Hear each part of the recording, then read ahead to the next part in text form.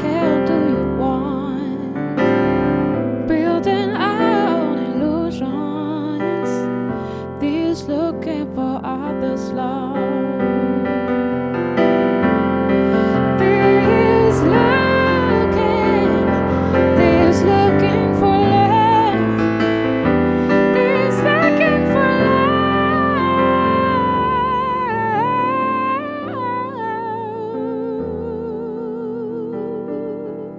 Hoy no estamos en Alfasoni, hemos venido a un showcase de Casio y hemos aprovechado que han traído a Imelda Gabs, una artistaza que canta y toca el piano, así que no podíamos perder la oportunidad de verla cantar, tocar y preguntarle algunas cosas. Hi Imelda, how are you? I'm good, thank you. It's How your are first you? time here in Barcelona? It is. I came here a long time ago with school, I think even. With school? Yeah, so it was a different experience than this time. Yeah, this time is as an artist? Yes. That's nice. I have a few questions, just short questions.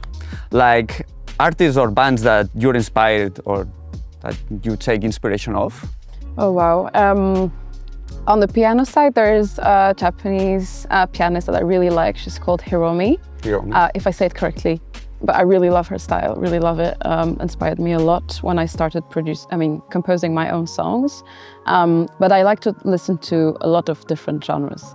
So on the more modern contemporary side, I will listen to London Grammar, Grimes, which is completely different. Love it. But I really like it because, and Sefda Lisa also, for example, are artists that I really like because I feel like they create an entire world around their music, both visually, musically, orchestrally sometimes also.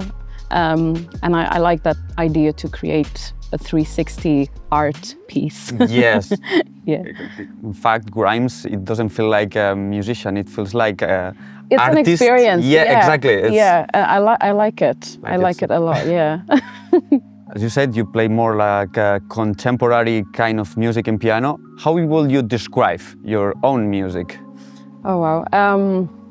It is always a very difficult question for me to answer because I feel like I've always been unclassifiable in a way.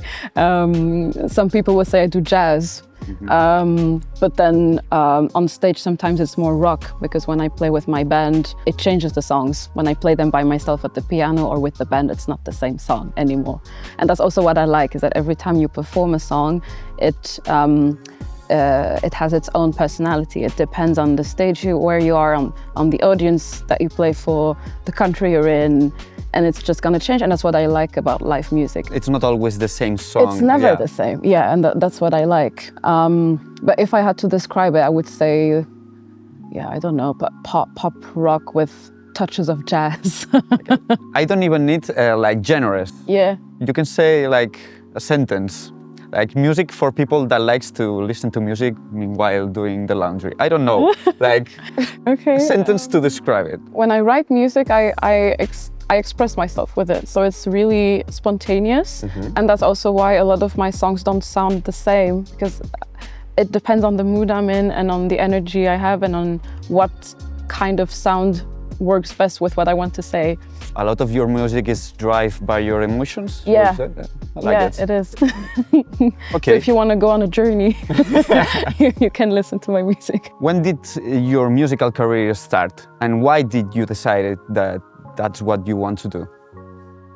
Okay. So I always grew up with a lot of music. My father was a professional pianist. Pure jazz, standard jazz, Errol Garner, Fats Waller, all of those incredible pianists. And he was also writing his own. So I grew up with that already. So I was already doing music, but I never thought about doing it before way later. When I was 14 years old, my father invited me on stage with him on one of, yeah, he was on tour and he had one concert in Brussels at the Palais des Beaux-Arts. It's a big venue, it's big. And he said, yeah, I mean, you've been playing enough at home, Imelda, come with me. You're gonna go on stage with me. What a test. Yeah, and at first I was like, yeah, sure, no problem. And then I got there and I froze, literally. I mean, I arrived on stage, I made a mistake, and it was the end of the world for me. Like, it was horrible. But then he came back on stage, people encouraged me, and then I got through the entire show after that. And I think that was my first experience on stage, actually. And crazy experience. Yeah, and I'm really thankful for it because he passed away a year after that. And so that's when I decided that I was going to continue, because I could either not continue because it was too difficult, too many memories, too many. Yes. And every time I see a piano, I see him. Baggage there. Yes. Yeah. So I had that question in my mind for a bit, and then I remembered that he told me, if something happens, like, just keep doing what you're doing, and I will watch you until you don't need me anymore. And so I continued to a certain point, and something that I realized later is that for several years there was always an empty chair. Always. In random places. I mean, like on stage, in the back, there was a chair. You always see like, what's missing, yes. Yeah, and so, I mean, in my head, how I see it, it's like he was with me for a certain time until I did the Montreux Jazz, which is, I mean, he always told me, I'm gonna be there with you until you do something that I've never done. And he didn't do that festival. There was one chair on that festival, and that was the last time. So it's a big coincidence, but it's just, that's how I see it. I like to think about it that way. And that's how I decided that I was going to continue doing it. Wow, that's beautiful. A lot of artists, we have like usual, casual intro stories. You have such an emotional story, like a milestone on your life to start in music. It was crazy. That's why, like, when I play, it means a lot, because I feel like every time when I'm on stage, people not sacrifice, but I mean, time is so precious. That's also something that I learned from him passing away, is that all the minutes you spend with people is important. And when people willingly spend time listening to me, it's extremely meaningful to me. So that's why I try to do my best every time. You use Casio pianos, as we saw today. Yeah. Is there a certain sound that you always go to, like, I like this kind of preset, or something in them that it makes it comfortable to play? So I have a Previa. Which color? Back at home. I have the black one. The black? Yeah, I know it's very classic, but it's what worked best. Okay, yeah, it's universal. Yeah.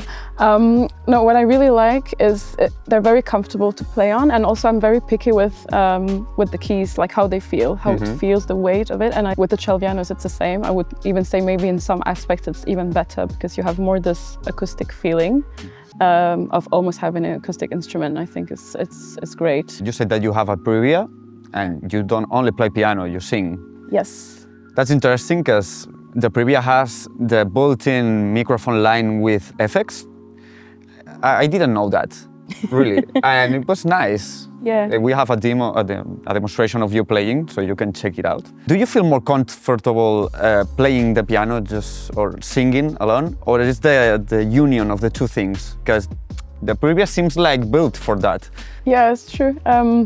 For a long time, I was just way too shy to sing. Okay, so I was just doing it comes piano. After the piano? It came way after, Okay. and then I started singing, and people told me, actually, you sound good.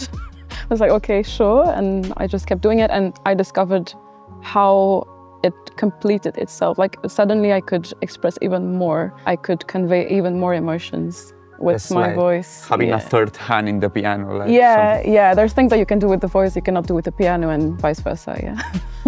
So, Imelda, thank you for your time, Thank for the you. interview, and for Pleasure. your songs. Pleasure, thank you so much.